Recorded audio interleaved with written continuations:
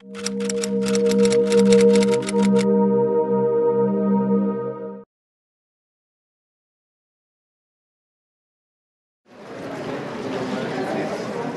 a plantear algo que es muy interesante de la manera sutil en que toda la gente se conecta. Y esto tiene que ver precisamente con Michal Tovna, quien es la ilustradora, la dibujante del libro más reciente de David Grossman, que se llama El Abrazo. Está escrito en español. Y bien, si podemos movernos para que pueda verse la proyección aquí. Estamos viendo justamente este libro del abrazo, y al presentar a David Grossman quiero plantearles algo muy interesante, porque hay diálogos invisibles que se dan entre los autores y los lectores, y esto es lo que representa realmente siempre un encuentro entre autor y lector. Y resulta que con David Grossman hemos tenido como lectores también un encuentro muy profundo, y tuvimos hace 1 año y medio un diálogo en Jerusalén, en donde al terminar la conversación que sostuvimos, él estaba definiendo algo que me parece que puede ser la forma en que podemos presentar quién es David Grossman y también Michal. Él se definía como una especie de sismógrafo, y resulta que cuando me encuentro con Michal me dice: es que yo le dije alguna vez a David Grossman que él era un sismógrafo. ¿Y qué quiere decir sismógrafo? Una persona que tiene la capacidad de detectar los niveles más finos de los pensamientos, los niveles más finos de los sentimientos, las historias que están detrás de las historias, y de eso se trata justamente el mundo de David Grossman: contar las historias que no están contadas. Y entonces, en esa ocasión él me dijo: a veces digo que las cosas más importantes y significativas que ocurren en la historia de la humanidad no ocurren en los campos de batalla, ni en los palacios, ni en los parlamentos, sino en las cocinas, en las recámaras y desde luego en las habitaciones de los niños. Los niños son muy importantes. Y yo le dije: en la imaginación de los niños. Y me dice: en la imaginación. Todos los mundos son creados y destruidos con una sola frase. Nos vemos a nosotros mismos y pensamos que somos gente muy estable, más o menos.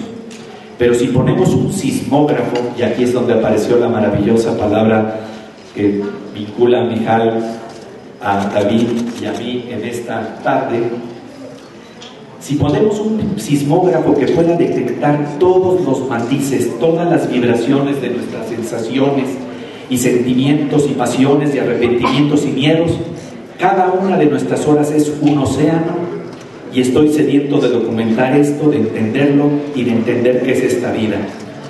Y hoy lo que vamos a hacer es tratar de entenderlo desde cómo se puede descifrar el mundo a través de la literatura y la imaginación de los niños. Y en este marco le quiero pedir a David que precisamente haga una pequeña lectura en hebreo de unas cuantas páginas del libro El Abrazo, que es tan breve, publicado por Sexto Piso, que lo vamos a poder disfrutar aquí, porque no hay mejor tarjeta de presentación de un escritor que ver su escritura y encontrarnos con ella. Por favor, David. Shalom, good afternoon.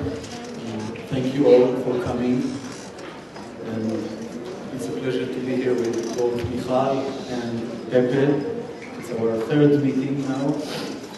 And as Pepe said, I will read for two minutes from the Hebrew a book that is called Ehad Chibuk Abrato, you say? El Abrazo. El Abrazo. אתה מתוק, אמרה אמא של בן כשהלכו לטייל בשדה לפנות ערב. אתה כזה חמוד, אין עוד כמוך בכל העולם. באמת? אין אף אחד כמוני? שאל בן. ברור שלא, אמרה אמא. אתה אחד ויחיד. הם המשיכו ללכת לאט. מעל הראש שלהם עפה להקה גדולה של חסידות שנדדו אל ארצות אחרות. אבל למה? שאל בן בצער. למה אין עוד אף אחד כמוני בכל העולם? כי כל אחד ויחיד ומיוחד, צחקה אמא והתיישבה על האדמה. בוא, שב לידי, היא אמרה. וגם שרקה לכלבה שלהם, פלא, שתשב איתם. אני לא רוצה להיות רק אחד כמוני בכל העולם, אמר בן. למה לא? זה נפלא שאתה כל כך יחיד ומיוחד, אמרה אמא. אבל אני לבד ככה, אמר בן. אני רוצה שיהיה עוד מישהו כמוני.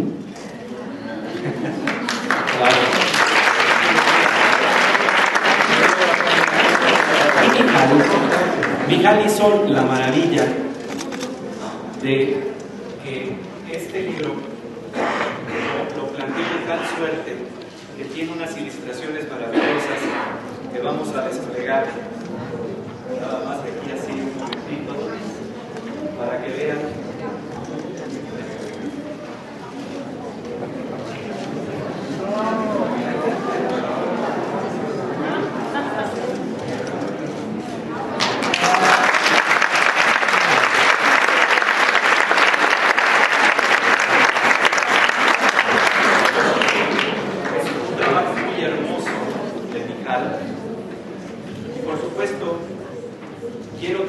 Rápidamente, el cuento es tan breve que nos tomará nada más 4 minutos, pero vale la pena porque cuando estaba pensando en presentar a David Grossman, bueno, pues todos sabemos justamente de qué trata su obra y cómo autores como Paul Auster o como autores como George Steiner o como autores como Vargas Llosa aprecian profundamente el trabajo narrativo de David Grossman. Pero vamos a verlo en acción.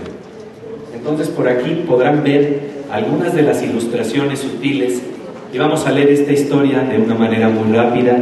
Se llama El abrazo y dice así. Dice: eres un cielo, dijo la madre de Ben cuando se fueron a pasear por el campo al atardecer. Eres tan dulce, no hay otro como tú en el mundo entero. Eso es lo que acaba de leer en hebreo, con la dulzura del hebreo, David Grossman. Y pregunta Ben: ¿de verdad no hay nadie como yo?, preguntó Ben. Claro que no, dijo la madre, tú eres único. Y siguieron caminando despacio, y sobre sus cabezas pasó volando una gran bandada de cigüeñas que se dirigía hacia otras tierras. ¿Pero por qué?, preguntó Ben, y entonces se detuvo. ¿Por qué no hay otro como yo en el mundo entero? Porque cada uno es único y especial. La madre se rió y se sentó en el suelo. Ven, siéntate a mi lado, dijo ella. Y también silbó a su perra Maravilla para que se sentara con ellos. Yo no quiero que haya solo uno como yo en el mundo entero, dijo Ben. ¿Por qué no? Es maravilloso que seas tan único y especial, dijo la madre. Pero así estoy solo, dijo Ben. Quiero que haya alguien más como yo. Tú no estás solo, dijo la madre. Papá está contigo y yo también. Ven, siéntate a mi lado, dijo ella. Ponte aquí en el suelo. Ben no se sentó. De pronto sus ojos se volvieron grandes y profundos. ¿Es que tampoco hay nadie como tú en el mundo entero? No, nadie, dijo la madre. Entonces también tú estás sola. En absoluto. Te tengo a ti y a papá. Pero no tienes a nadie exactamente como tú. Eso no, dijo la madre. Entonces estás sola, dijo Ben. ¿Es que sola no te encuentras sola? La madre sonrió y dibujó círculos en la tierra con el dedo. Estoy un poco sola y un poco con todos. Empezó a ponerse el sol y el cielo se volvió casi rojo. Yo me siento solo, dijo Ben en voz baja. Pero tesoro, dijo la madre, yo estoy contigo. Pero tú no eres yo, le dijo Ben. Guardaron silencio. Un agradable olor impregnaba el aire, un olor a tierra y a hierba, y un zumbido de moscas pequeñas y de otros insectos que bailaban y revoloteaban por todas partes. Ben acarició a la perra que estaba tumbada a su lado. ¿También maravilla?, preguntó. ¿También maravilla qué?, preguntó la madre. ¿También hay solo una como ella en el mundo entero? Sí, dijo la madre mientras acariciaba la suave piel de Maravilla. Solo hay una maravilla como esta en el mundo entero. Sobre la tierra, junto a los pies de Ben y de su madre, caminaban hormigas, una larga columna de hormigas. Debía de haber allí 1000 hormigas. Eran tan parecidas las unas a las otras, 1000 hormigas gemelas. Pero cuando Ben las miró de cerca, vio que había una hormiga que caminaba deprisa y una que caminaba despacio, y había una hormiga que se afanaba en arrastrar una hoja grande, y otra que solo arrastraba un grano, y había una pequeñita que corría delante y atrás al lado de la columna. Ben pensó que tal vez había perdido a sus padres y los estaba buscando. Preguntó: ¿esa hormiga de ahí sabe que solo hay una como ella en el mundo entero? Y la madre dijo: yo no puedo saber eso. Ben pensó un poco y luego preguntó: ¿por qué tú no eres ella? Le dice: porque yo no soy ella, le dijo la madre. La hormiga pequeñita regresó por fin a la columna y caminó junto con las demás hormigas. Ben pensó que tal vez las 2 hormigas grandes que caminaban a su lado eran sus padres y preguntó: entonces, ¿de cada uno hay solo uno en el mundo? La hormiga pequeñita regresó por fin a la columna y caminó junto con las demás hormigas. Y entonces le dice: de cada uno solo hay uno, dijo la madre. Le dice el niño: entonces todos estamos solos. Todos estamos un poco solos, pero también juntos. Estamos solos y juntos a la vez. ¿Cómo es posible lo uno y lo otro? Tú, por ejemplo, eres único, dijo la madre, y yo también soy única. Pero si en este momento te abrazara, tú no estarías solo y yo no estaría sola. Pues entonces abrázame, dijo Ben, reclinándose sobre la madre. La madre lo abrazó. Sintió el corazón del hijo latiendo al abrazarla. También Ben sintió el corazón de la madre. La abrazó con todas sus fuerzas. Ahora no estoy solo, pensó durante el abrazo. Ahora no estoy solo. Ahora no estoy solo. ¿Lo ves?, le susurró la madre. Para esto, exactamente, se inventó el abrazo.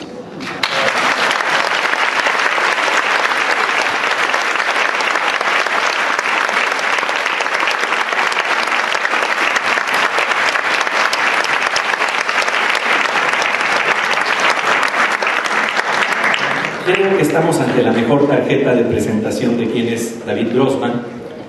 Y David, la primera pregunta que quisiera hacerte es precisamente: ¿cómo surge esta historia? ¿Por qué la necesidad de contar una historia de esta índole que, como tú dices, alguien te cuestionó si no era demasiado filosófica?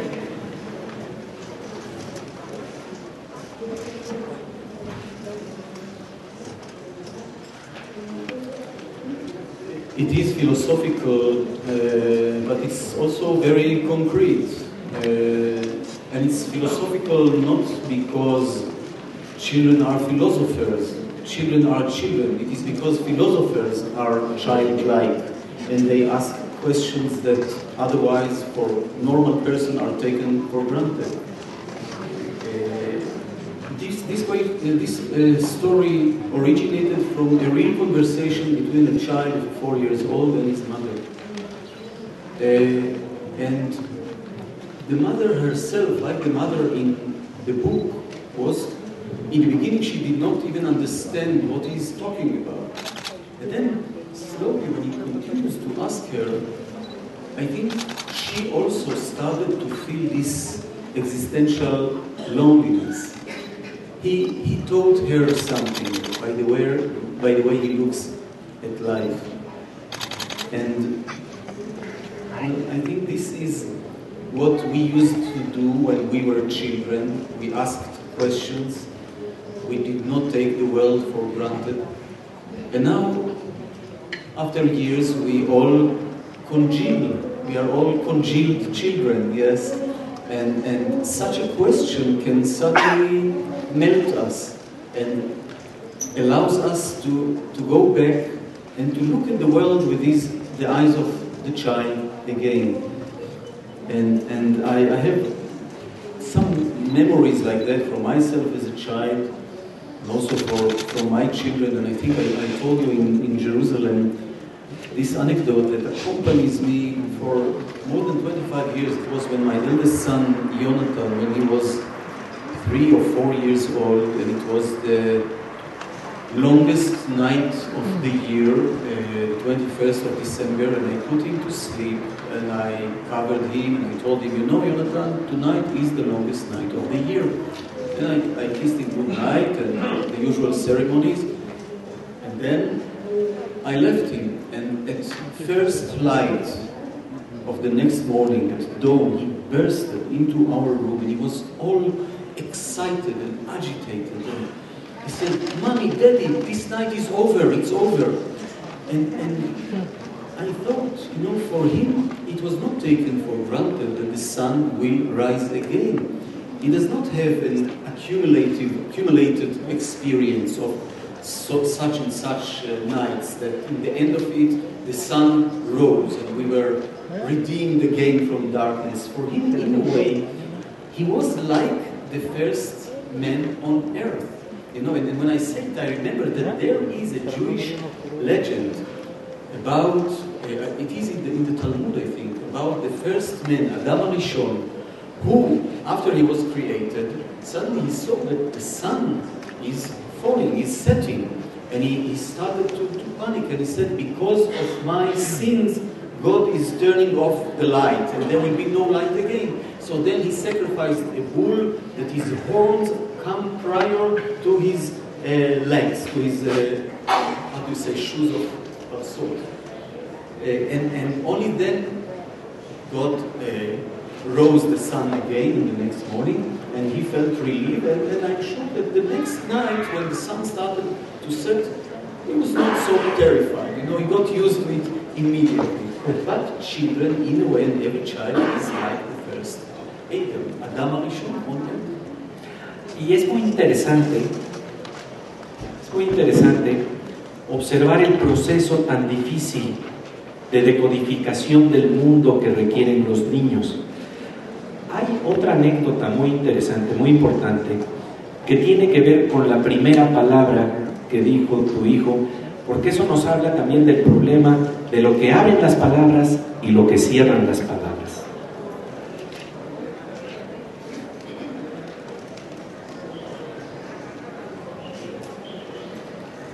I think you refer to something I wrote in the book called Be My Knife, where and this is something that is really taken from my own life, and I guess from the life of every parent here in this room. This amazing moment when the child says his or her first word.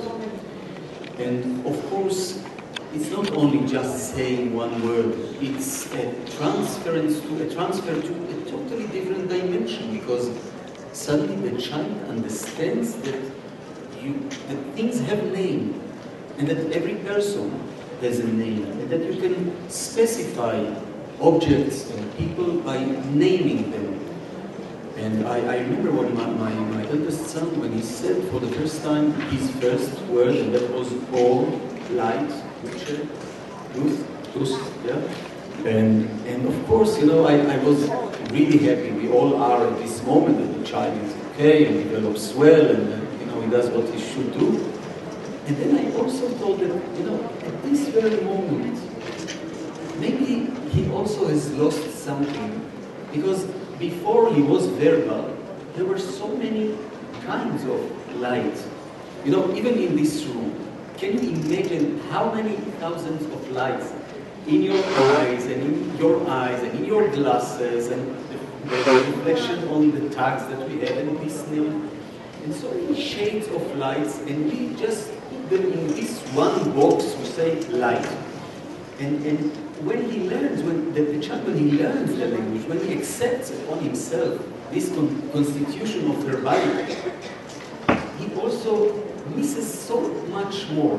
And I think maybe part of the joy of writing is this search for the things that have no names. And you know, it's a very delicate thing.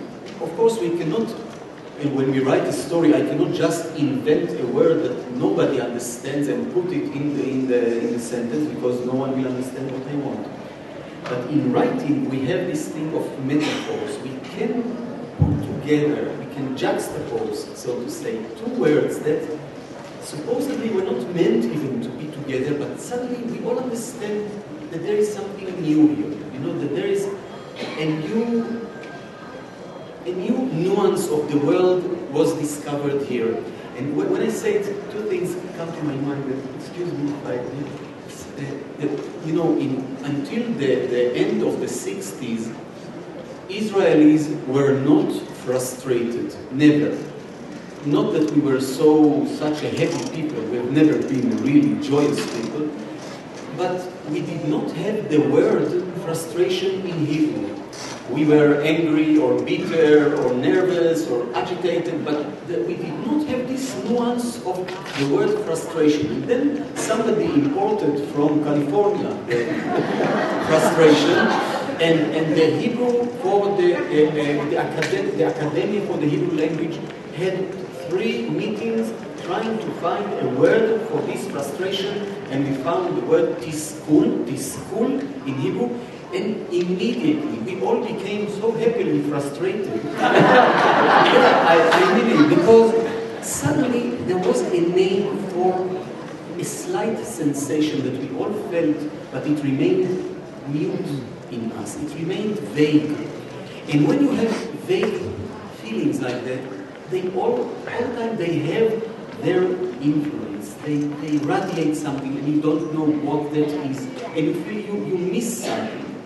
And when someone gives you the word, the precise word, suddenly something in you is breathing easier. And the second thing that I thought of was something that Bruno Schulz, the great Jewish-Polish writer who lived until 1942, and then he was murdered by a Nazi commander in his hometown, Drohobych. And he said that our language was once, years and years and centuries ago, at the dawn of days, it was like a huge snake. And then over the years, this snake has been cut into thousands of pieces, which are the words, and they spread it all over life, yes? But sometimes a writer puts together 2 words that were neighbors in this mythological snake, and they recognize each other in the darkness, so he said. And I think writers know this feeling when suddenly there is this light of revelation, and you know you did right. You put together 2 words that were not, supposedly, in the normal world, were not supposed to be together, and suddenly there is this flash of light, and suddenly you know, yes, these words were neighbors of the snake.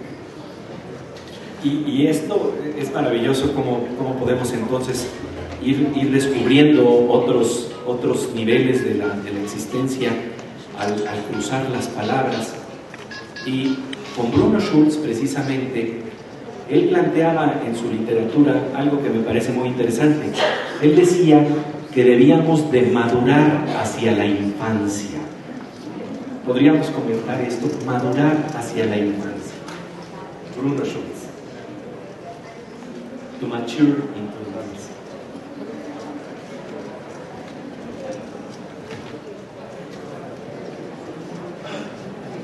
Yes, the translation. Well, Bruno Schulz has said that we must mature into our childhood.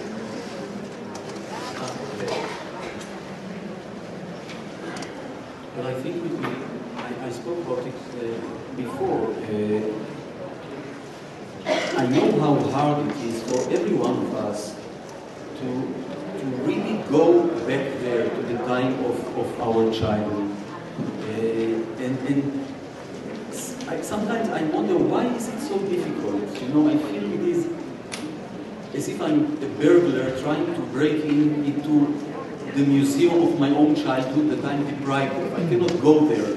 And it's hard, and I don't know why it is so hard, and maybe it is painful to meet myself when I was really pure and naive. Naivete is something that we lose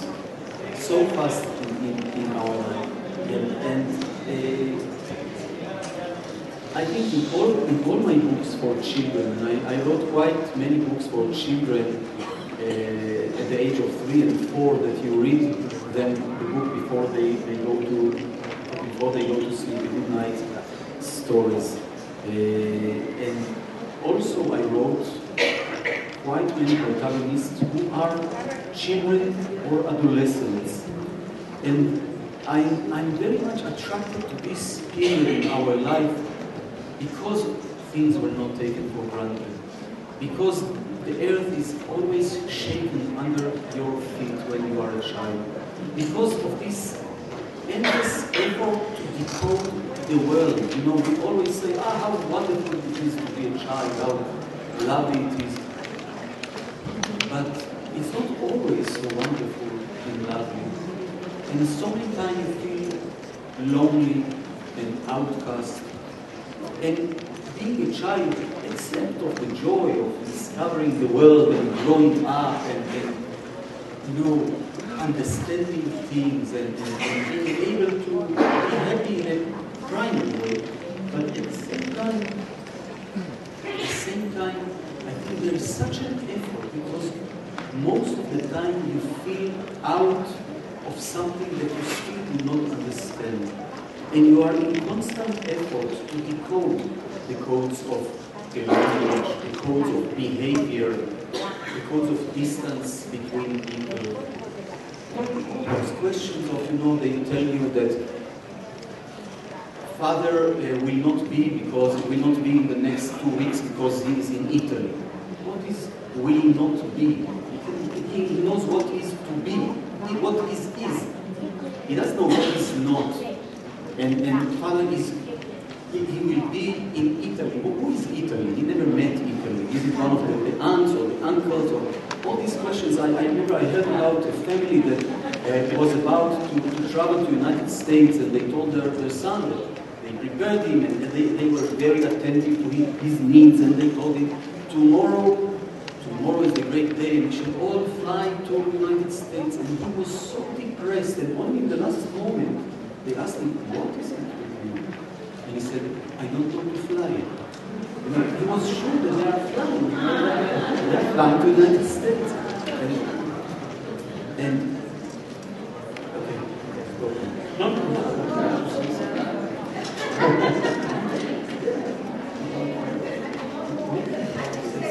Yes. Mijal, por favor, háblanos precisamente justo sobre esta posibilidad de entrar a un mundo en donde se registran estos niveles de pureza para volver a hablar del abrazo, que creo que es algo que es tan íntimo, tan cercano, que a veces olvidamos.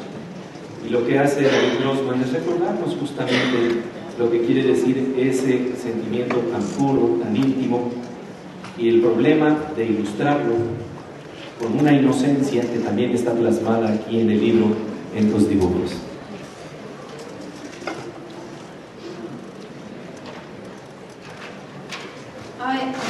I'm an artist. I never made a book for children. I never illustrated a book before. And I even never made drawings before. I thought I never made drawings before. As an artist, I have this statement, because I always start from recording or collecting things from reality, and I have a statement. Because when I do so, I erase most of the identifying details, and I like to shift them to another place, sort of no place. And I always say, you know, I'm an artist, and I don't tell stories, and I'm looking for the thing which is underneath the story. And then I got this story. And first of all, I was very relieved because it was so short. You know, it was a page and a half, and I thought first is the sketch of the idea of the story. And I asked David, so he said the idea or the video, when is the story coming? And he said, this is the story. And you know, I read it again and again, and it's interesting because I didn't get all of it in the first time that I read it, because it's so you know, it's so stripped down to the most elementary and essential questions, and I think dynamic issues about life, and you can't really comprehend it all. You might have the same experience. You read it again and again, and you realize how much is in it. Also, something, so I was very, very happy that, there was that, and David asked me to make drawings, which I didn't think I can, and so I did. And something very, very important to say about this story, which is why I liked it so much, is that I thought, it's hard to translate it because the mother is just a mother, she has no name. And the son, his name in Hebrew is Ben, which means actually son. And the dog also almost doesn't have a name because it's a wonder, it's like a nature wonder. And to me, from the beginning, I felt that this is a story for everybody, but also it could be any place, anywhere in the world, it could be anybody. In some way, it's even has a mythological dimension to it, because it's so essential. And so my challenge was to leave a lot of space for those questions. I think there is a great, wonderful deal of silence that is in this book, and it's a journey, like I think all the David's books, most of them are a journey, and this is a journey, and this is why I try to make this kind of landscape, but it's a journey in the soul of the sun, not only in a landscape, but it's an inner journey.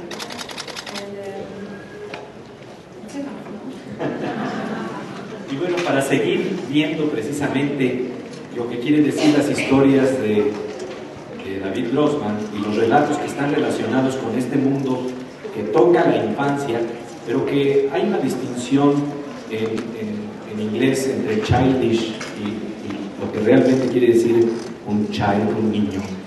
Esta parte de verdad es importante porque a veces inventamos a los niños. Los inventamos con los conceptos y prejuicios que nosotros tenemos de cómo debe de ser un niño. Los niños visten de azul, las niñas visten de rosa, y hay toda una mitología que creamos alrededor de los niños y no entendemos cuáles son sus temores, cuáles son sus rincones secretos. Como un pequeño homenaje a David Grossman, les quisiera pedir que ahora levanten el sonido porque vamos a poner un pequeño corto. Este es un momento para imaginar juntos a un niño que era muy valiente. Sin embargo, tenía un miedo terrible a los conejos, a los que nunca había visto ni siquiera en pintura.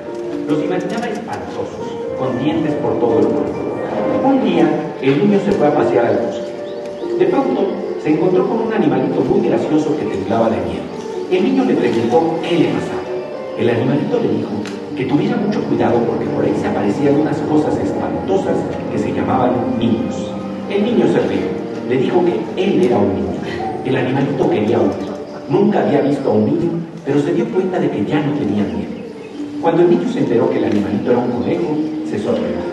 Los dos se rieron. Vemos espantosos a los que son diferentes, a los que no conocemos. Nos dice el escritor David Grossman que nos invita a imaginarnos sin miedo. This is a beautiful adaptation. I just saw it for the first time. I wrote it and I have a very great and talented team that is heard from the people. Por favor.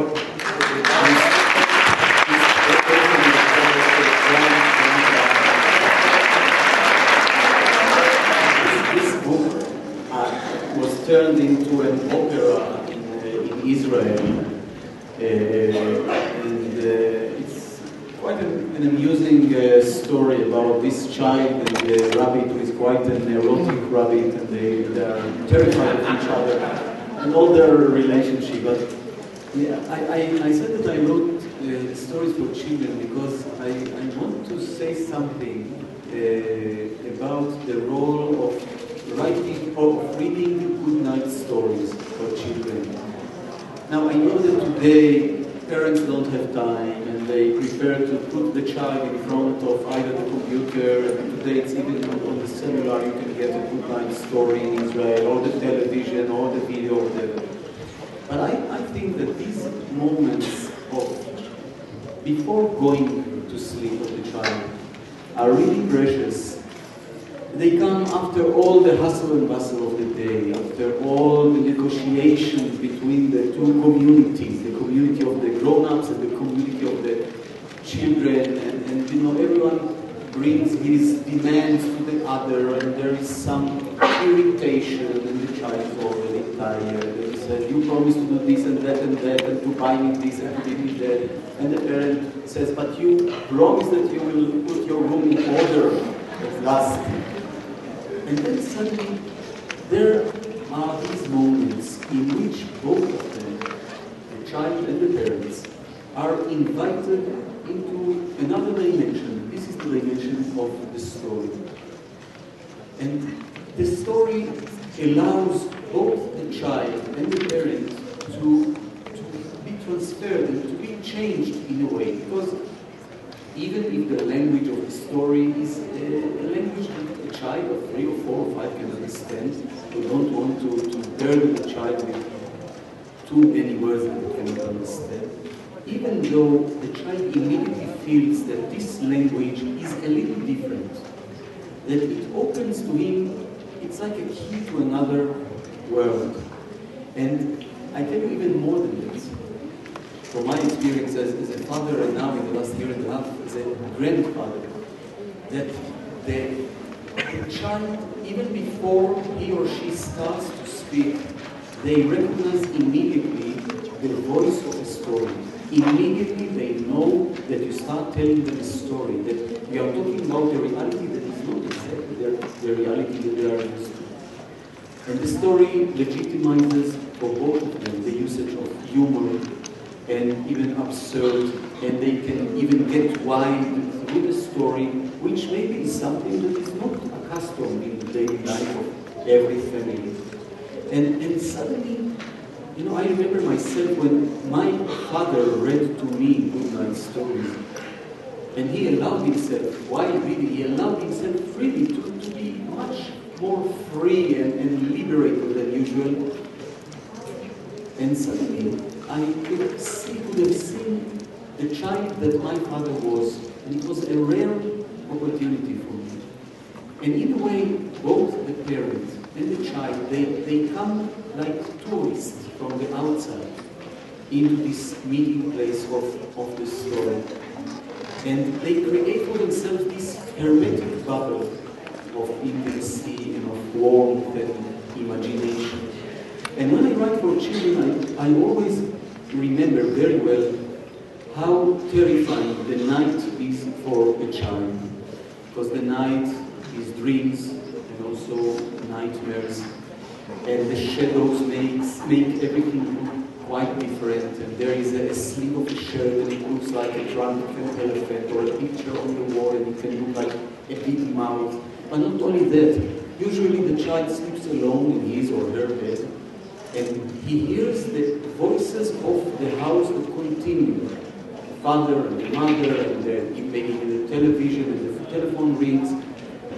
And all these echoes that suddenly he hears from another perspective that usually we are not aware of, I think they also give him a hint that probably is not formulated of how was the life before him, how was the life, how is the life without him. And because of all these, when I write for children, I try to write books that in a way will accompany them in this, for them, journey of the night. That it will be like a kiss in the cheek of the child, that will send him peacefully into this journey. I must say, warn you, however, that in my books for adults, I'm much more cruel than ruthless. So, de hecho, las historias y estos relatos de David Grossman que nos ayudan a encontrarnos en la noche con nuestros hijos y acariciarlos y abrazarlos, porque de eso está hablando David Grossman, también tienen esa posibilidad de tocar al otro. Quiero compartir con David algo que estaba contando hace poco, que me parece muy emocionante. Una compañera nuestra adoptó a un niño.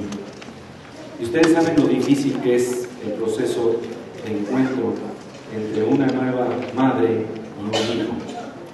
Y resulta que de todos los materiales para irse comunicando, le pasó justamente esta historia del conejo y del niño que salió en la televisión. Y el niño entendió perfectamente cómo tenía que abrazar a su madre, porque ya no se la imaginaba de manera distinta y terrible, porque se la había visto realmente. Y tal vez para terminar esta charla, porque prácticamente estamos al final de esta charla, te pediría, David, que nos hablaras precisamente del poder de la literatura para ver al otro, para tocar al otro. Solemos decir que es más fácil tocar nuestros cuerpos, y a veces eso ni siquiera lo hacemos bien, que tocar nuestras almas. This is for me the art of writing, the ability to be other human beings. Usually we are all quite trapped within ourselves, and even when we are very hospitable and friendly to each other,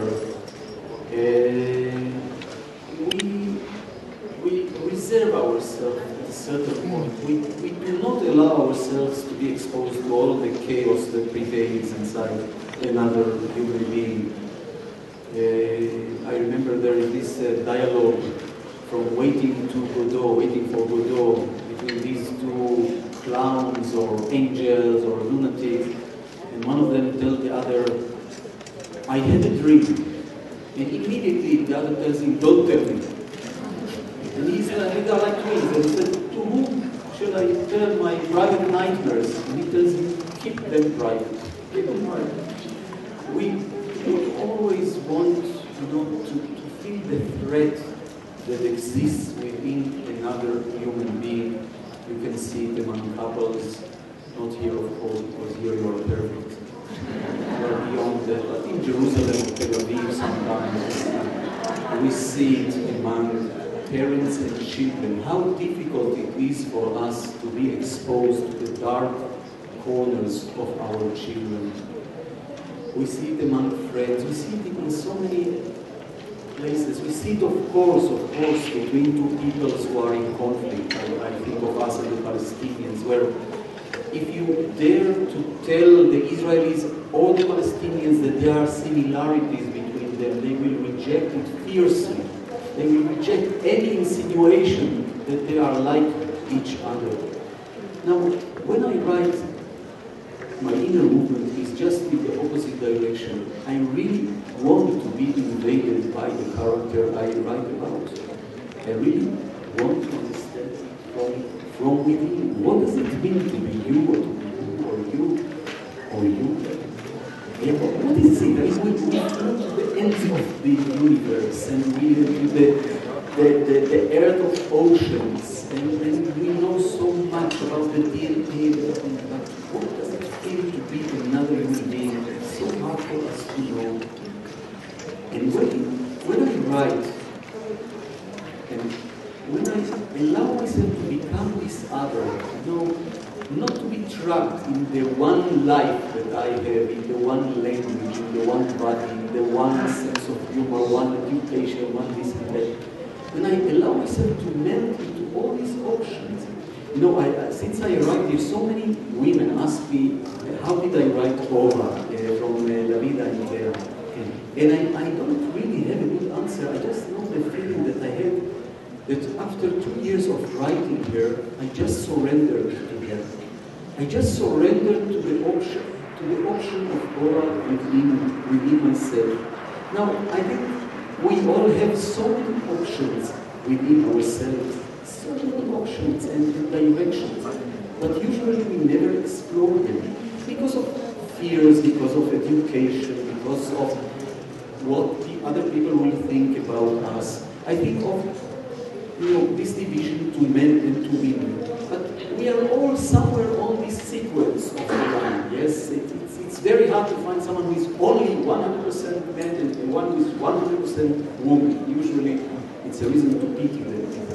But it's not only that, we are all on a sequence of parents and children and old people and young people. And I will say something that sounds strange, Israelis and Palestinians, you know, each and every one of us in some different juxtaposition of circumstances, biography, DNA, could have found himself or herself in a totally different shoes, even in the shoes of his enemies. And writing for me is this vehicle to allow to be or to run very smoothly and freely on this sequence between everyone that I try to write about. It's not always pleasant, of course. And I remember experiences of writing characters that I felt lucky that I was not them. But I also knew that it was just by sheer chance that I have not become this character. That it's in my genes, it's in my options. And I can never really look down at this character because I could have been him or I could have been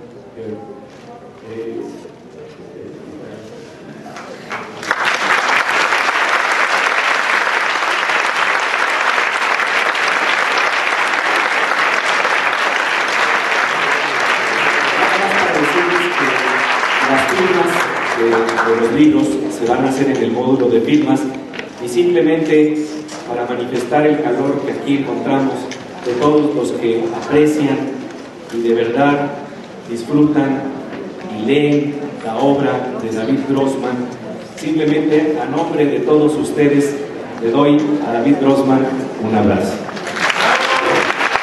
This book was turned into an opera in Israel. It's quite an amusing story about this child and the rabbit who is quite an erotic rabbit, and they are terrified of each other and all their relationship. But yeah, I said that I wrote stories for children because I want to say something about the role of writing or of reading good night stories for children. Now, I know that today parents don't have time and they prefer to put the child in front of either the computer, and today it's even on the cellular, you can get a good night story in Israel, or the television, or the video, or whatever. But I think that these moments of before going to sleep of the child are really precious. They come after all the hustle and bustle of the day, after all the negotiations between the two communities, the community of the grown-ups and the community of the children, and you know, everyone brings his demands to the other, and there is some irritation, and the child is already tired, and he says, you promised to do this and that, and to buy me this and to give me that, and the parent says, but you promised that you will put your room in order at last. And then suddenly, there are these moments in which both of them, the child and the parents, are invited into another dimension. This is the dimension of the story. And the story allows both the child and the parent to be transferred and to be changed in a way. Because even if the language of the story is a language that a child of 3 or 4 or 5 can understand, we don't want to burden the child with too many words that they cannot understand. Even though the child immediately feels that this language is a little different, that it opens to him, it's like a key to another world. And I tell you even more than this. From my experience as a father, and now in the last year and a half as a grandfather, that the child, even before he or she starts to speak, they recognize immediately the voice of a story. Immediately they know that you start telling them a story, that you are talking about a reality that is not exactly the reality that they are used to. And the story legitimizes for both of them the usage of humor, and even absurd, and they can even get wild through the story, which maybe is something that is not accustomed in the daily life of every family. And suddenly, you know, I remember myself when my father read to me good night stories. And he allowed himself, why really? He allowed himself freely to be much more free and liberated than usual. And suddenly I could have seen the child that my father was. And it was a rare opportunity for me. And in a way, both the parent and the child, they come like tourists from the outside into this meeting place of the story. And they create for themselves this hermetic bubble of intimacy and of warmth and imagination. And when I write for children, I always remember very well how terrifying the night is for a child. Because the night is dreams and also nightmares.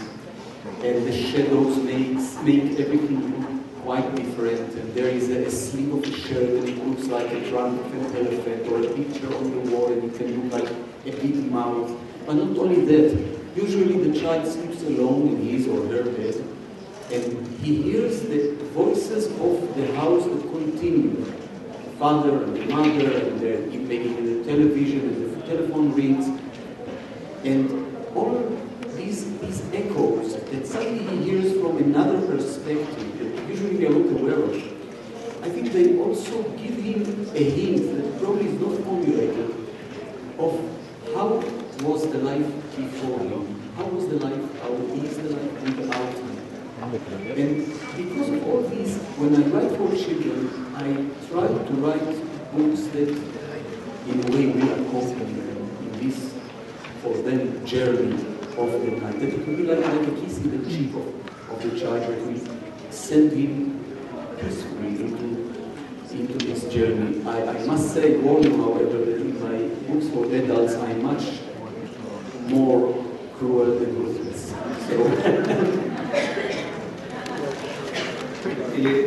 de hecho, las historias y estos relatos de David Grossman que nos ayudan a encontrarnos en la noche con nuestros hijos y acariciarlos y abrazarlos, porque de eso está hablando David Grossman, también tienen esa posibilidad de tocar al otro. Quiero compartir con David algo que estaba contando hace poco, que me parece muy emocionante. Una compañera nuestra adoptó a un niño. Y ustedes saben lo difícil que es el proceso de encuentro entre una nueva madre y un hijo. Y resulta que de todos los materiales para irse comunicando, le pasó justamente esta historia del conejo y del niño que salió en la televisión. Y el niño entendió perfectamente cómo tenía que abrazar a su madre, porque ya no se la imaginaba de manera distinta y terrible, porque se la había visto realmente. Y tal vez para terminar esta charla, porque prácticamente estamos al final de esta charla, te pediría, David, que nos hablaras precisamente del poder de la literatura para ver al otro, para tocar al otro. Solemos decir que es más fácil tocar nuestros cuerpos, y a veces eso ni siquiera lo hacemos bien, que tocar nuestras almas. This is for me the heart of writing, the ability to be other human beings. Usually we are all quite trapped within ourselves, and even when we are very hospitable and friendly to each other, we reserve ourselves at a certain point. We do not allow ourselves to be exposed to all the chaos that prevails inside another human being. I remember there is this dialogue from Waiting for Godot, between these two clowns or angels or lunatics, and one of them tells the other, I had a dream. And immediately the other tells him, don't tell me. And he's like twins, and he says, to whom should I tell my private nightmares? And he tells him, keep them private. Keep them private. We always want to feel the threat that exists within another human being. You can see it among couples, Not here, of course, because here you are perfect. You are beyond that. But in Jerusalem, Tel Aviv, sometimes we see it among parents and children, how difficult it is for us to be exposed to the dark corners of our children. We see it among friends, we see it in so many places. We see it, of course, between two peoples who are in conflict. I think of us and the Palestinians, where if you dare to tell the Israelis or the Palestinians that there are similarities between them, they will reject it fiercely. They will reject any insinuation that they are like each other. Now, when I write, my inner movement is just in the opposite direction. I really want to be invaded by the character I write about. I really want to understand from within. What does it mean to be you, or to be you, or you, or you? And what is it? We look to the ends of the universe, and we to the earth of oceans, and we know so much about the DNA, but what does it feel to be another human being? It's so hard for us to know. And when I write, and when I allow myself to become this other, not to be trapped in the one life that I have, in the one language, in the one body, in the one sense of humor, one education, one this and that. When I allow myself to melt into all these options, since I write, there's so many women ask me, how did I write Ora from La Vida Entera? And I don't really have a good answer. I just know the feeling that I had, that after 2 years of writing her, I just surrendered to her. I just surrendered to the option of Ora within myself. Now, I think we all have so many options within ourselves, so many options and directions, but usually we never explore them because of fears, because of education, because of what the other people will think about us. I think of this division to men and to women, but we are all somewhere on this sequence of the line. Yes, it's very hard to find someone who is only 100% man and one who is 100% woman. Usually, it's a reason to pity them. But it's not only that, we are all on a sequence of parents and children and old people and young people. And I will say something that sounds strange, Israelis and Palestinians. Each and every one of us, in some different juxtaposition of circumstances, biography, DNA, could have found himself or herself in a totally different shoes, even in the shoes of his enemies. And writing for me is this vehicle to allow to be or to run very smoothly and freely on this sequence between everyone that I try to write about. It's not always pleasant, of course. And I remember experiences of writing characters that I felt lucky that I was not them. But I also knew it was just by sheer chance that I have not become this character. That it's in my genes, it's in my options. And I can never really look down at this character because I could have been him or I could have been her.